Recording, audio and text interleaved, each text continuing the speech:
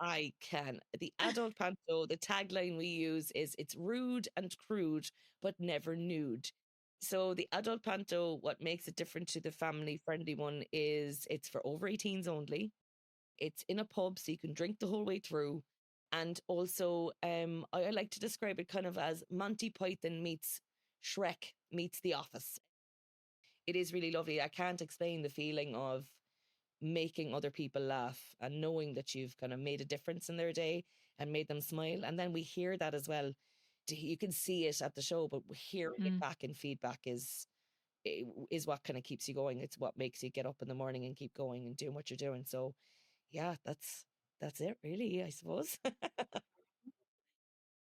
Yeah, and it's something I love doing. And we started off with a run of 5 dates in the Crane Lane Theatre 17 years ago, and now we run for 7 weeks, 6 nights a week. And what's lovely about it is kind of like the kids panto, where parents bring the kids. Now the adult kids are bringing their parents, so it's still a family affair, but with pints. So there you go.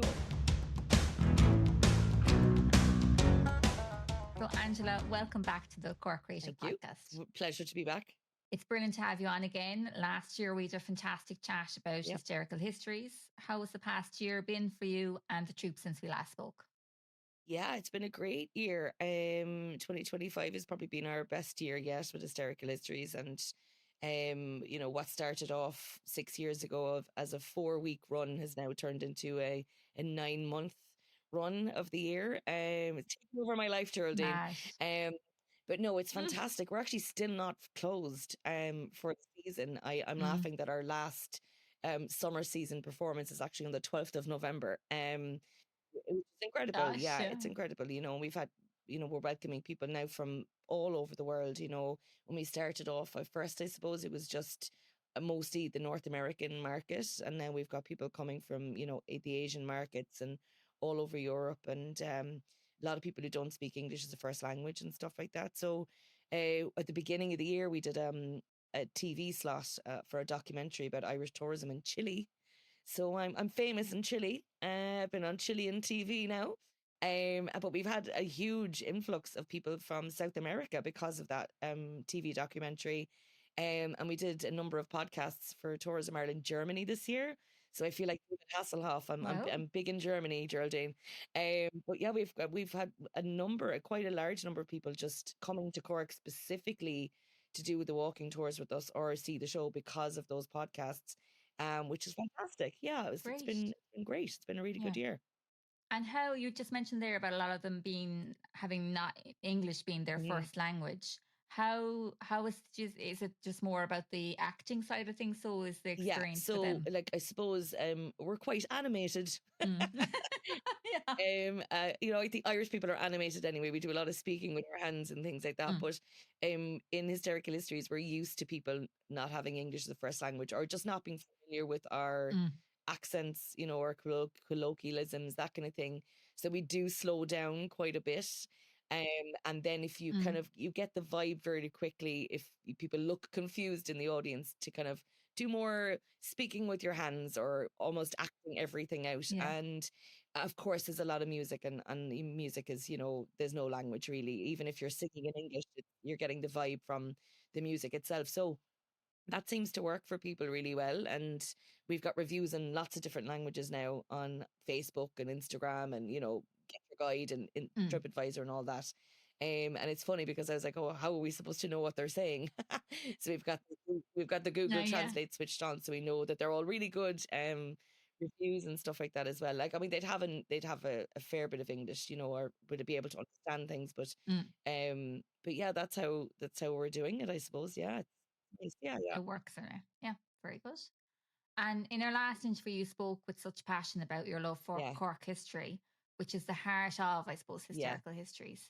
How have you uncovered any new fascinating local stories in the last year? Do you know what? We always do. And I think that's down to the people who come to the show. Like I think I mentioned last year that like 65% of our audiences are actually from Cork, which is huge.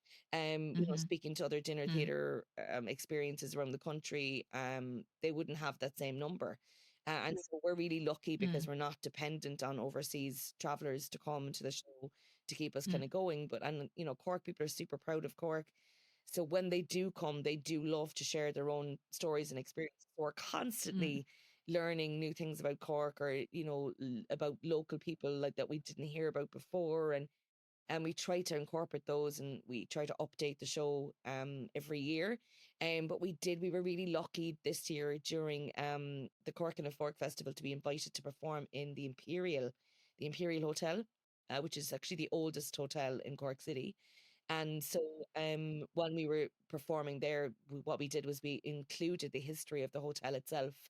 And actually, we had just the absolute pleasure of working with the two concierges, the people who just open the door and they welcome people, but they've been there a very long time. Both of them have been there since the 70s. And some of the stories they have about people and about celebrity guests, and who's trouble to work with and who isn't, kind of thing, that was really eye-opening, but also really entertaining. And so when we rewrote the opening for the Imperial, we did uncover quite a lot of information about when Grace Kelly, or Princess Grace, and Prince Rainer stayed in the hotel in the 60s. Like, we didn't realize it was such a big deal. And I'd never heard of them staying in Cork. I Mm. knew they visited, but I didn't know that they actually stayed or where they stayed. And apparently there was people completely lined on both sides of the street. And it was, very much like a paparazzi kind of a situation in the 60s. I'm sure in Cork that was Mm. completely unheard of at the time. And, people shouting at her, "Where'd you get your dress?" Which I thought was just really funny from Cork people. I was like you could afford a Christian Dior dress, in the 60s in Cork. Just things like that. That was really lovely. And to Yeah. hear that, Charles Dickens, when he did a reading in the Cork Opera House, the old Opera House, the Athenaeum, when he stayed there as well, afterwards he came back to the residence bar and did another private reading in the residence bar, which apparently went on to all hours of the morning, which I think are just really lovely little local stories, So we're Yeah. constantly picking up stories like that, and especially when we get asked to perform in other places, we will go out of our way to, ask the people who work there, what their experiences are, what their memories are as well. So we're getting all of these lovely little nuggets of historical information from Mm. from people. It's really important that those stories don't die out with these people as well, because you lose Absolutely. little gems of local knowledge as well, with people. So it's important that we listen to each other, because we all have really nice stories and nice memories about Cork City. Yeah. And I suppose like nowadays it will all be captured on social media, whereas before it wasn't. So it's important to document it. And what a great Yeah, way it to is. And document it. I suppose that Yeah. older generation of people as well, they're just not on social media. Or if they are, they don't really know how to use Mm. it properly, or, are kind of scared of sharing personal stories, or think nobody's going to be interested as well. We do hear that a lot from Mm. older people who come to the show.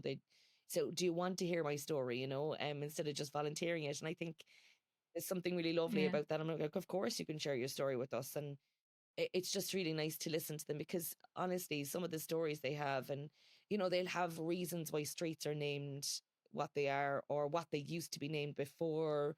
They'll have nicknames for things, or or people in the city that we wouldn't have heard of before. And it's just really nice to hear um those Mm. little stories. And it's kind of like sitting down and having a conversation with your granny or your granddad, and having a cup of tea and giving them the time. And I mean, now that's not to say the two concierges in the Imperial Hotel have time to have tea. They do not. I walked around and toddled around after them while they were working, listening to them chatting, Yeah. and I mean, they were eventually, they were like, "We're having a tea break," but it was really nice, just to kind of stand there and listen to them chatting and chat with each other, and reminisce about things, or kind of go, "Oh, do you remember this?" Which was lovely to witness as well. Um, some of the Yeah. stories we did Yeah. actually share in the show, members of staff in the Imperial were like, "It's really nice to hear it told like that, like the way you tell it." Yeah. Yeah. As well. So that, yeah, it is lovely, and it's important that we don't lose these things. And do you know what? Just for your listeners, go ask people questions. Maybe surprise what you learn. Yeah, yeah, Absolutely. And now today we're diving into something a little bit different, the much loved Cork tradition of the yes, adult panto. For any listeners who might not be familiar, could you explain what exactly an Yeah, adult panto is and how it differs from the family-friendly version? I can. The adult panto, the tagline we use is it's rude and crude, but never nude. So the adult panto, what makes it different to the family friendly one is it's for over 18s only. It's in a pub, so you can drink the whole way through. And also, I like to describe it kind of as Monty Python meets Shrek, meets The Office. It's very sarcastic. It's quite topical. And actually, it dates back to almost Shakespearean times. Adult panto, really. So pantomime was never actually made for children originally. It only became kind of a genre for children in the Victorian times. Pantomime is very much, I suppose, just an English and UK tradition, Irish and UK tradition. And it was very satirical theatre. So they would use, the fairy tales to tell a kind of sordid details about the king or queen's lives or whoever were in charge. And because you were telling it through somebody else's eyes, you weren't going to get in trouble. And it's basically what we do in the adult Yeah. panto. I mean, we use a fairy tale as a base and we add things that are going on locally in Irish politics or local politics or the news here, and we interject those into the script throughout. So that's what makes it different. Mm. And I always say, we say the things that everyone else is afraid to say, or we're all thinking out loud. And so that's Yeah. holding a mirror up to society if we're going to get all creative about it. But that's what we're doing for the adult panto. And Okay. it's quite a nice tradition. I mean, this is year 17, and this way predates Gosh. Hysterical Yeah. Histories. And actually, Hysterical Histories was born out of the adult panto because people were coming to the adult panto saying, would you not do something in the summer? So I was like, do you know what? I might as well use that history degree that I have sitting in the back burner there. And so that's how Hysterical Histories happened. It was because of the adult panto, and it's literally the highlight of my year. You think I'm passionate about Irish history? I'm more passionate about it, the adult panto.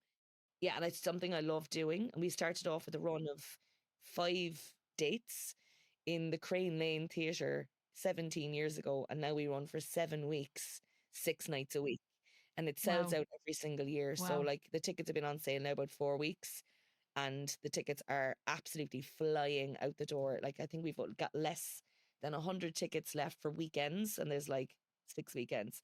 So yeah, Wow. that's what the adult panto is in a nutshell. And what's lovely about it Okay. is kind of like the kids panto, where parents bring the kids.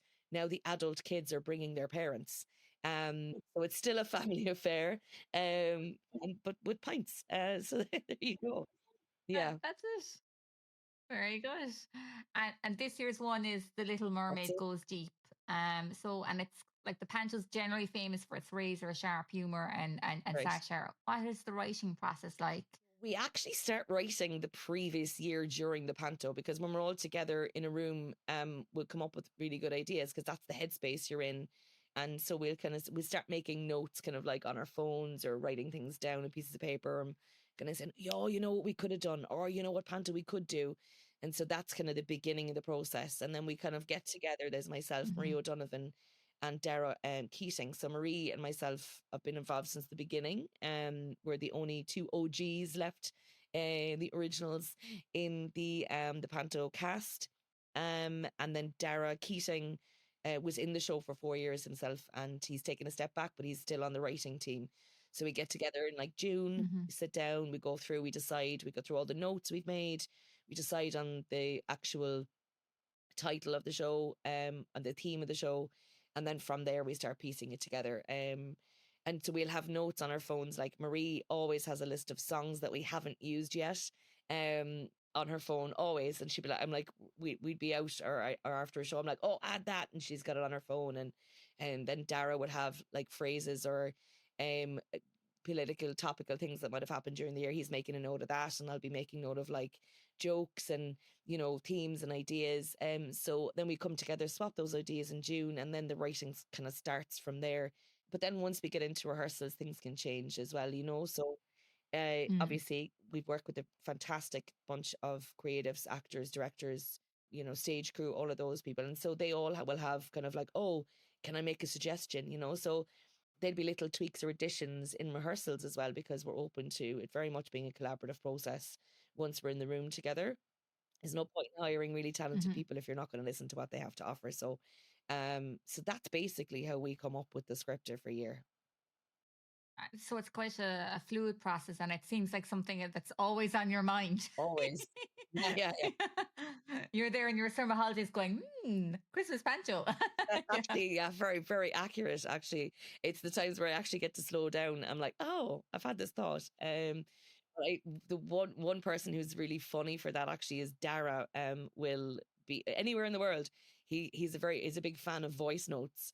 So he'll leave a voice note like, you might want to listen to this privately because it's clearly going to be adult and themed in nature, and he doesn't want you listening to it in front of a pool side full of children. And then he'll give you like 30 seconds on the voice note of silence, and then come back with, right, I've had this great idea. So it's quite funny. So we're laughing all year at different ideas. Yeah. I mean, obviously not all of them make it in to this year's Panto, but they might be working Yeah. for next year or the year after. And we have been known to keep things on the back burner for 3, 4, 5 years, and then whip them out when we think that's perfect timings. So yeah. Okay. And you bring out a brand new show each year. What are the unique challenges, I suppose, and creative freedoms associated with developing entirely new material in a short cycle, especially when compared to running like an established production like Hysterical Histories for months on end? Yeah, I suppose for us, I never really look at it as a challenge, or a difficulty. I get really excited about the whole process. Great, yeah. The casting is a big one for us because we don't always have exactly the same cast. And so it depends on people's availability. I mean, we lost a person to the West End this year, so we're sad to see Shannon go from Hysterical Histories, but we had to replace Shannon then. And then we lost Katie to Dublin. She's moved to Dublin. So these kind of things, it's an opportunity to, I suppose, open it up. And we always have open auditions when we need somebody. And you'd be really surprised at the people that we discover through open auditions. I mean, everyone apart from myself who started the company, we found through open auditions. And so that's really exciting. I really love that part. About just seeing what's out there and who's coming out of college and who's coming back to Cork, or who's moved to Cork, or those kind of things. It's that's really exciting. And I suppose the challenges are we hate repeating ourselves. We do not repeat, and we're really tough on ourselves. So we'll be in the room and someone will come up with an idea. I'm like, nope, that was 3 years ago. We've done that. Nope, we did that 10 years ago. Nope, we've done that. So that is a challenge, I suppose. But it's a good challenge because it gets your brain juices flowing or whatever, and you come up with more creative workarounds or ideas that we haven't thought of before, which I do like. And the same goes for obviously, songs that we've used before. I'm absolutely terrible at remembering which songs we've used. Whereas if Marie O'Donovan wasn't involved, I wouldn't have a clue. Like last year, I think I suggested a song for myself, and Marie turned around to me. She was like, "You sang that as a solo like 4 years ago. You did," and I was like, "I can't remember."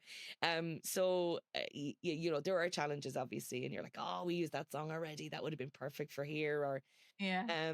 but as I said, it forces you to think outside the box a bit more, and to be a bit more creative, and obviously we haven't had to repeat ourselves yet story wise, and 17 years, and I suppose in the Pantos and the Opera House and the Everyman, they repeat themselves every 5 years. I mean, it's not exactly the same script, but it's the same theme every 5 years.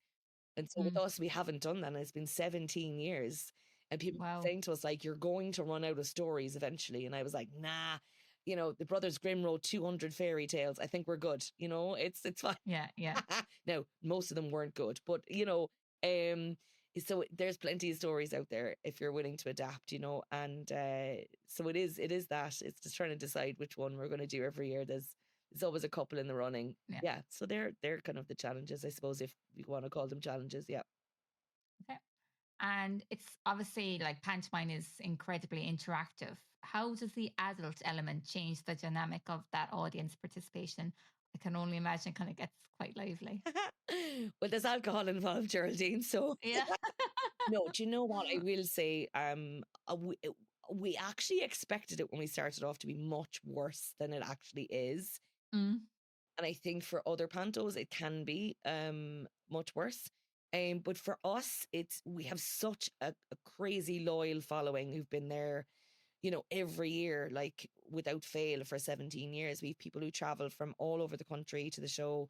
People come from Belfast for the weekend. We've busloads that come from Galway, Dublin, Tipperary, Kerry.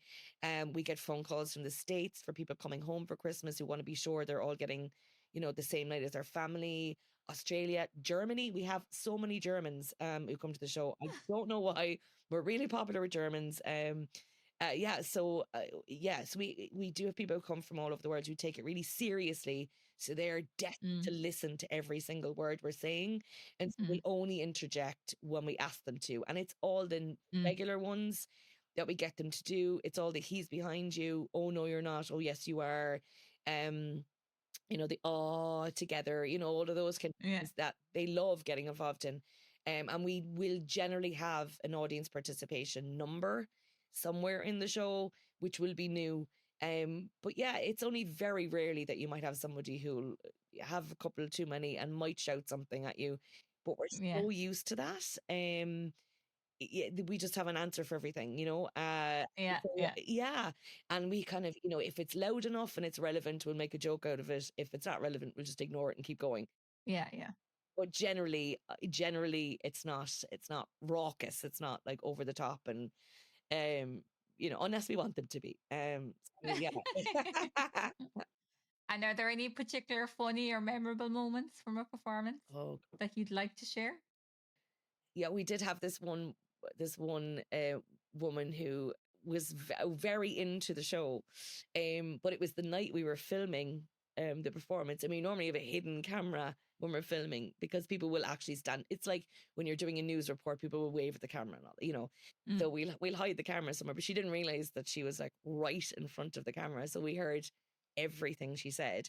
But she was talking away to her friends like, "Oh, isn't this great?" Whatever, and Johnny did such and such a subject in school. So we could hear everything. So over our video.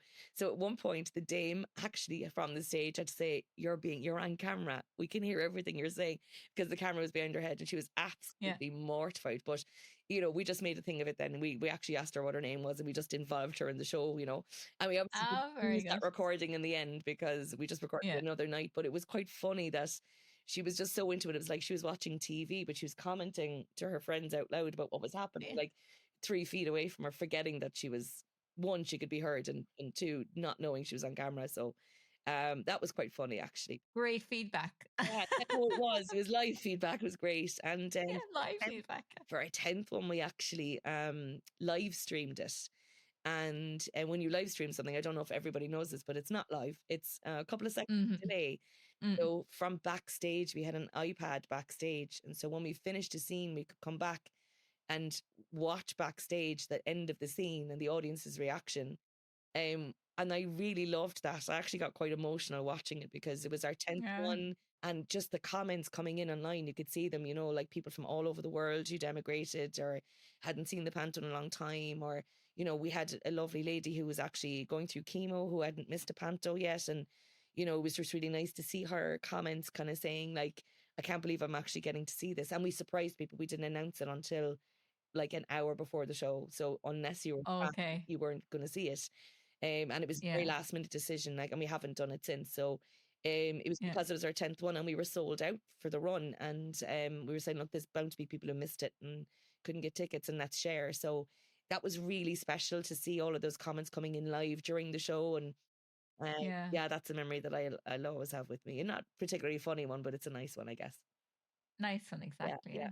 And you mentioned the cast there. You work with the regular cast for the Panto. How important is that chemistry and trust on stage, especially when the comedy is so fast paced and relies on perfect timing? Yeah, and there's a lot of slapstick as well, which is really important that you're in tune for that, so nobody gets hurt. It's hugely important to that. Like, so myself and Maria, as I said, we're the core cast, as in we've been there since the beginning. And I guess there wasn't an adult Panto genre until we started this. So when we got into it, we had both done a lot of musical theatre and Panto before, which is quite similar. But as you said, like performing for an adult audience is completely different for doing panto to kids. I mean, it's, I think when you're doing kids shows, some actors can be quite patronizing towards the audience, towards the kids. They kind of talk down to them a little bit, or you obviously wouldn't get away with that with an adult audience. And so there was an element of really kind of finding our feet and kind of almost inventing this new performance method. And also over time, realizing or monitoring how audiences will react to different things, what they will listen to, what they won't. For example, we'll never ever have a slow song in the adult panto, ever. There'll be no slow love songs because our audiences will just go to the bar. So that's, something that we've learned. Whereas in the kids panto, they're like, oh, they're in love. Whereas adult audiences are more cynical about these things. So those kind of things you learn as you're moving along. And then myself and Marie O'Donovan have been working together for 18 years. And we started before panto, and she was there when we started developing the process. And, she was the first person I called when the idea kind of came to us. And I kind of said, look, I don't know if I can pay you, but I've had this idea. If we work for profit share, what do you think? And she was like, I'm in. So, and then, it's nice now that we're making money. But at the start, we had no idea if it was going to work as an idea, and she was just in from the beginning. And we do very much have a shorthand. I mean, we've been working together on historical histories, working together for 18 years, and we can almost psychically see by our facial expressions what's going on.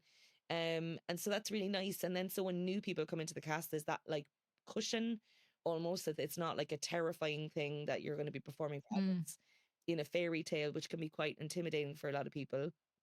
And the audience are so close to us as well. It's a small space, and that can be really terrifying. I mean, if you're not used to it, it's, at least they have us to kind of go, it's fine. This is how you cope with that. If you need us, this is what you do. Like, you can give us kind of like a signal or whatever. And so we've been told by the newer, we call them the newbies, the newer cast members each year, that it's lovely to kind of have us to bounce off of and kind of go, okay, here's the standard that we need to meet. And then kind of meet us there, yeah. And as well, to show them that it's okay to we can work really hard and take something seriously, but we can also have fun doing it. And I think that's really important that we have that core team, And I mean, our director, Kieran Birmingham, this is his second year directing. And he was in it the previous year. So we have him now for 3 years. Michael Ryan is back for his second year. Oisin Carroll is his first year this year. So there's a nice kind of mix of people who've done a good few years, and then people who've done a few years, And as I said, like also one of the writers, Dara, he was in 4 and he's written 3, after. So there's 7 years. So it's people do keep coming back, or we have had people who've gone and come back again. And it's really nice to kind of have that. And it's kind of like a family, really. Like Marina would kill me and call me all sentimental if she heard me calling it a family, but it is really. I mean, I feel like it is. And it's Christmas time, so it's nice to have that feeling that you're with family, and you're just having fun with family as well. It's a good, lovely feeling. Yeah. And what advice would you give to an aspiring actor in Cork who's trying to get into maybe the local theatre scene? Training.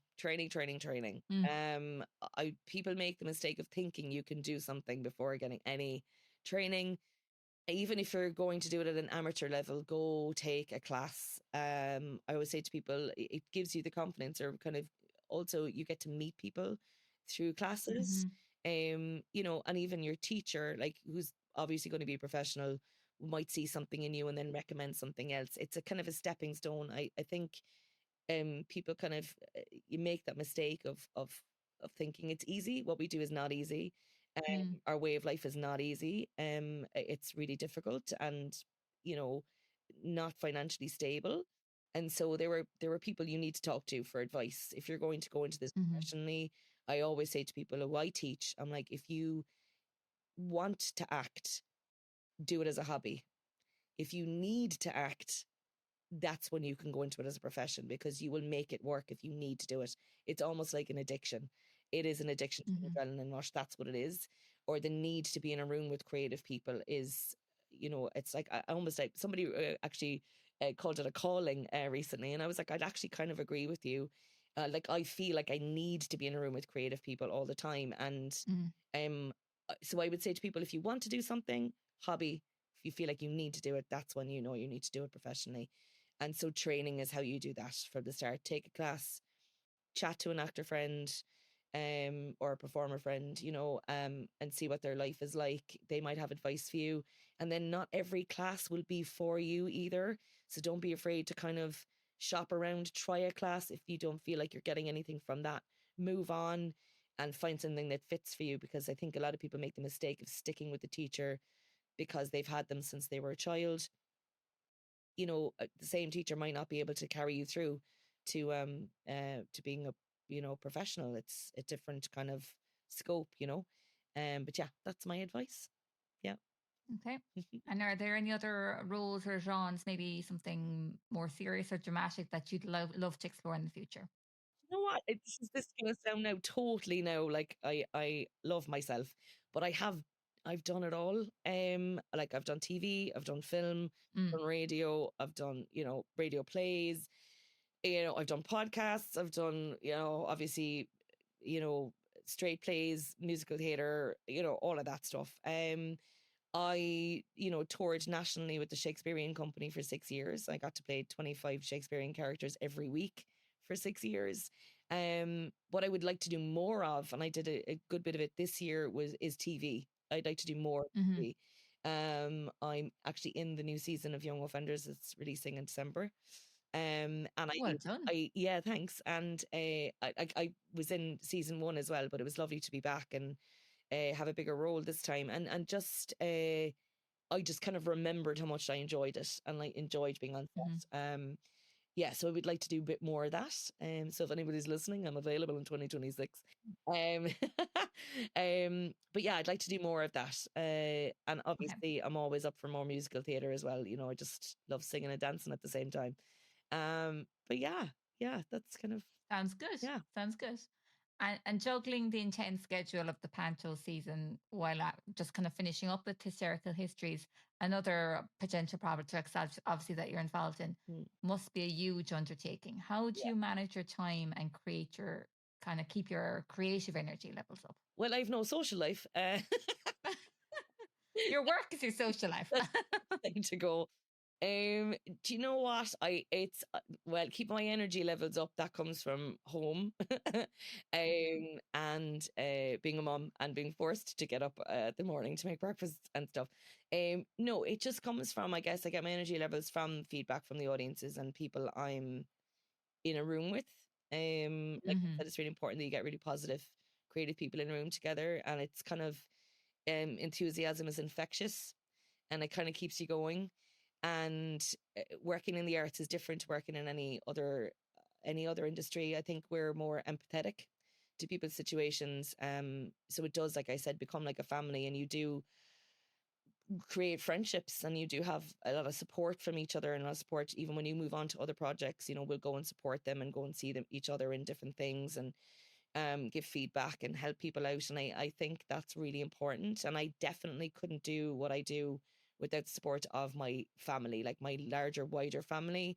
Like my mother is a costume designer. She's one of the best in the country, but she works for me. But she's also my mum, so understands, I need a break, or maybe I need a lift somewhere. You can pick me up from one thing and drop me to another thing. It'll make my life easier. Might make me a sandwich, that kind of thing. Or like my son is amazing. Like, the nights I'm working, he'll cook dinner. It'll be in the microwave. Like, so those little things really do help when you're very busy at this time of the year. And I also have amazing teams like on both shows. Obviously there's a bit of crossover with Marie and myself, but Mm. we have two different creative teams working on the two different shows, and they kind of keep me in check, as in kind of going, we need this by whatever, and or remind me of things. I'm like, I write everything down, but there's bound to be something I'll forget. So Marie is particularly good at reminding me of things, and Kieran, the director of the Panto, will remind me of stuff as well. And I'm like, I really appreciate those little reminders in text form. Thank you very much. And but it really is, yeah, and just being prepared. Like I always say to the newbies before you go into Panto season, start taking multivitamins. Like now, start taking them in September so you don't get sick. You can't slow down. There's no understudies. You just need to keep going. But what is lovely as well is if you do happen to get sick, the care that other people in the team have for you. It's like, they bring in honey and lemon or recommend something, or It's like a pharmacy backstage at the Panto. Just all of the medication. It must be like the timing, like it must be so hard though, because it's like 6 season is when pantomime season 100%, is on, you yeah. know? Yeah. And we're in very, very close quarters, so everyone's bound to get, sniffles at least. I've done a Panto with pneumonia. That was fun. Yeah, and a broken toe. That was another. That was another year. So like these things happen. You're just gonna have to keep going. But how I keep going is basically multivitamins, support from other people, and basically just my enthusiasm and the joy that what I do brings to myself and other people. So it is really lovely. I can't explain the feeling of making other people laugh and knowing that you've kind of made a difference in their day and made them smile. And then we hear that as well. You can see it at the show, but hearing it back in feedback is what kind of keeps you going. It's what makes you get up in the morning and keep going and doing what you're doing. So yeah, that's it really, I suppose. Very good. And once the curtain falls in the Panto for the last time this season, what's next on the horizon for 2026? Like almost straight back into historical histories again. Yeah. Like we finished the Panto on the 10th of January. I'll take a break and probably hide for a week. And then or be sick. That generally happens. It just probably be sick when you stop, yeah. Leave off the illness for 7 weeks and then get sick at the end. But there's that, and I suppose we're back into historical histories properly for St. Patrick's Week. So it's into prep, into maybe recasting if there's somebody's dropping out or whatever, or making new costumes, re-rehearsing, adding new sections, that kind of thing. And then we're running March right through to the middle of October with historical histories. And then I'm breaking away and I work for other people as well. And so there's a project that I can't speak about yet. It's a top secret project for Midsummer Festival that we're not producing. I'm just in it as one of the actors, which is lovely too, by the way. I'll just say it's really nice not to be in charge all the time. And there's talk of that going to the Galway Arts Festival as well. And so, yeah, it's this time of year we kind of find out what's happening because all of the Arts Council grants, are coming through or are not coming through, case by case. So you kind of start filling the calendar, and it's really nice for historical histories that we've got such a great team and of understudies as well that I can take the break away and pull away and work on something else for a few weeks and then come back to historical histories again. And likewise soak in the cast because it's such a long run. You can't really lock people in for that amount of time. You need to let them kind of spread their wings and do other things and come back refreshed. And so, yeah, that's kind of what we have planned. There may be a bit of travel as well in February or April as well for Tourism Ireland because I do a lot of emceeing for Irish events abroad. So we're kind of talking about that at the moment and seeing which ones I can do and can't do, which is always lovely. It's a pleasure. It's an honour to go and represent Cork and Ireland abroad and meet some incredible people when I'm doing that. And I was in London 2 weeks ago and at a conference, and it was just really nice to catch up with all these people that I have toured with or performed with or interviewed abroad at various things for Tourism Ireland. So that's always really nice. So yeah, there's probably a bit of that in there too. So yeah, and I might squeeze a holiday in some point. Sounds busy, Angela. Sounds busy. Always. Fair play to you. Well, thanks so much, Angela, for joining us on the Cork Creative Podcast. If you'd like to learn more about Angela and this year's adult panto, The Little Mermaid Goes Deep, you can find links to their website and socials on corkcreative.ie. Thanks so much. Thanks, Geraldine. Lovely speaking to you.